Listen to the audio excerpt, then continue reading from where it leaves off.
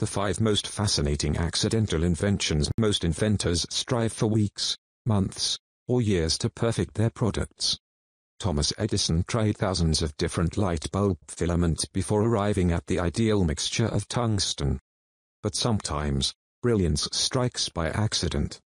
Here's a salute to the scientists, chefs, and everyday folk who stumbled upon greatness and, more important, shared their mistakes with the world. Number 5. Popsicles. Kids love popsicles, so it makes sense that an 11-year-old boy invented them. In 1905, Frank Epperson from San Francisco invented the popsicle purely by accident. Epperson made a fruit-flavored soda drink out of powder and water, a popular concoction back then. However, one evening, he never finished making the soda and left it outside overnight with a stirring stick still in the cup. It was a cold night, and he discovered in the morning that the drink had frozen around the stick. He popped it out of the cup and licked it. At first, Epperson didn't realize what he had stumbled upon. 17 years later, he served the frozen lollipops to the public at a fireman's ball. Surprisingly, no one else had come up with the idea yet. They were a huge hit. A year later, he enjoyed even more success after serving them at Neptune Beach, an amusement park in Alameda, California, which closed in 1939. Epperson finally applied for the patent in 1923 and began producing even more fruit flavors. He sold the frozen pops on birchwood sticks and called them Popsicles. They sold for just a nickel apiece. Epperson's children apparently didn't like the name, Popsicle. They preferred Popsicles. Epperson eventually agreed with his kids, and the name has stuck ever since. Number 4. Velcro. Many dog owners grumble when their loyal companions play outside and return with all sorts of nature stuck to their fur and feet, bringing the outside environment into their once clean homes. But not Swiss electrical engineer, George Demestrel, who, after taking a walk in the woods with his dog, was fascinated by the codleber's ability to cling to his clothes and his dog's fur. Under a microscope, Demestrel examined the tons of tiny hooks that lie in codlebers and discovered they could easily attach to the small loops found in clothing and fur. He experimented with different materials to make his own hooks and loops form a stronger bond. In 1955, Demestrel decided nylon was perfect and thus Velcro was invented. Velcro, the combination of velvet and crochet, was showcased in a 1959 fashion show held at the Waldorf Astoria Hotel in New York City. However, it didn't receive positive reviews from fashion enthusiasts.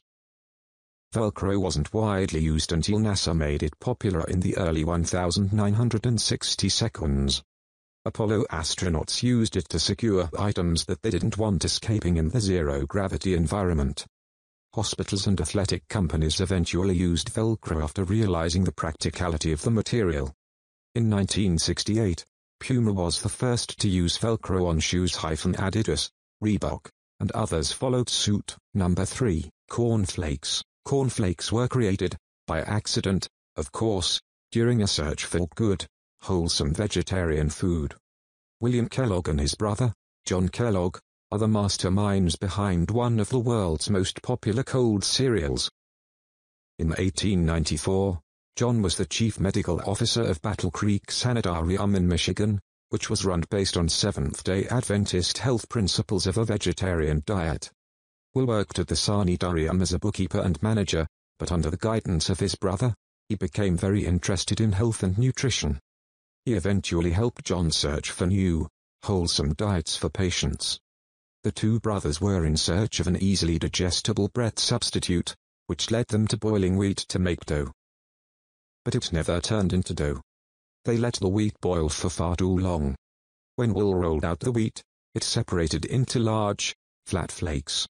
After baking and tasting, the brothers decided it was a delicious, healthy snack worthy of their patients. Granos, flakes received rave reviews and patients pleaded for more after they left the sanitarium. While John started the shipment process, Will had an idea: try the process with corn instead of wheat. It was a touchdown play. In 1906 alone, the Kellogg's Company, Battle Creek Toasted Corn Flakes Company, shipped 175,000 cases of corn flakes, according to the Massachusetts Institute of Technology. The brothers experimented with more ingredients, creating bran flakes and Rice Krispies. After Will decided to add sugar to some recipes, John left the company, believing that it went against their initial goals. Will renamed the company W.K. Kellogg Company in 1922. Number 2. Silly Putty. You can stretch it. You can bounce it. You can throw it. The eraser-colored goo was not intended to become one of America's favorite childhood toys, but actually a synthetic substitute for rubber during World War II. Rubber, used for tires, gas masks, life rafts, and boots, was essential for the war. With Japan attacking many rubber manufacturing countries in Asia, America was in a pickle. Citizens were asked to donate any old tires, rain boots, coats, and anything else made of rubber. But it still wasn't enough. The government reached out to companies to invent a synthetic rubber with similar properties. In 1943, James Wright, an engineer working for General Electric, entered the scene. Wright just happened to combine boric acid and silicone oil in one of his test tubes, creating the goo that would eventually fill hours of playtime. The goo could rebound and stretch more than traditional rubber, had a very high melting temperature, and did not collect mold. Although the Nutty Putty didn't contain the properties needed to replace rubber, Wright hoped there would be some conventional use for it. However, the government was not interested. Wright sent samples of it to scientists around the country and they, too, were not interested. However, partygoers found the goo very entertaining. In 1949, a second character entered the scene, the unemployed Peter Hodgson, who saw an opportunity.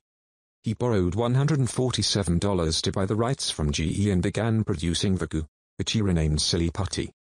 He packaged it in plastic X because it was close to Easter. Soon children across the country wanted Silly Putty. Kids could stretch and distort their favorite comic book heroes by slapping the putty down on printed pages. It became one of the fastest-selling toys in America's history, and the #1 most fascinating accidental invention. The Slinky. Like James Wright, inventor of Silly Putty, engineer Richard James researched to aid American troops during World War II in his home laboratory in Philadelphia. James attempted to invent springs that would support and stabilize sensitive instruments on naval ships during rough seas. One spring was knocked off the work table and stepped its way down to the floor. After James watched it recoil itself and stand upright on the floor, a light bulb went off in his brain. James showed the stepping spring to his wife, Betty, and said he could make a children's toy out of it.